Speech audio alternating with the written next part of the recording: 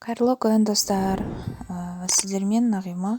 Бүгін мен сіздермен осындай дәмді, жұмсақ, осындай жұмсақ болып пісетін кекстің рецептімен бөлісетін боламын. Видеоны аяғына дейін көріп, тіркеліп, қоңыраушаны басуды ұмытпаңыздар. Бізге керекті өнімдер: шекер, сары май, сүт және ұн, өз қалауыңызша жаңғақ немесе мейіз, кішкене нан содасы және 3 жұмыртқа.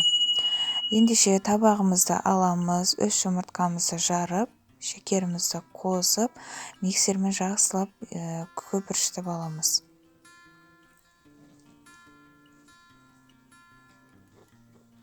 Содан соң оның үстіне ерітілген сары майымызды салып, жақсылап миксермен араластырамыз. Оның үстіне сүт құямыз. Содан соң өзіміздің дайындап қойған содамызды салып, оның үстіне ұнды 3 бөлікке бөліп, сала отырып араластырамыз. Жақсылап араластыру қажет, себебі ішінде түйіршіктер қалмау үшін. Осындай сары түсті тестамыз дайын болады. Дәмі өте керемет. Бұның үстіне енді жаңғағымызды саламыз. Өз қалауыңызша мейіз салсаңыз да болады.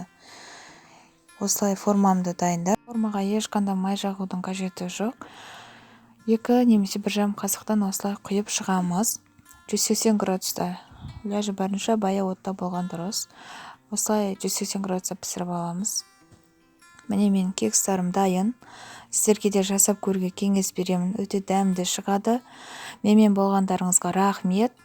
Ұнаса лайк басып, тіркеліп, қоңыраушаны басуды ұмытпаңыз. Келесі кездескенше.